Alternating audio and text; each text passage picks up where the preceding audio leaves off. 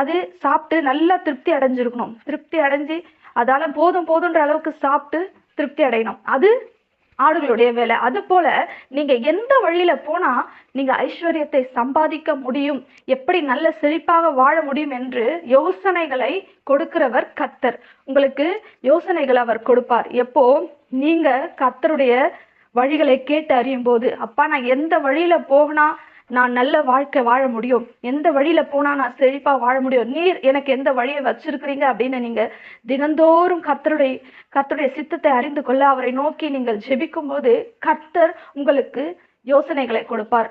அந்த வேலைகளை நீங்கள் செய்வதற்கு உங்களுக்கு பலனையும் கொடுப்பார்.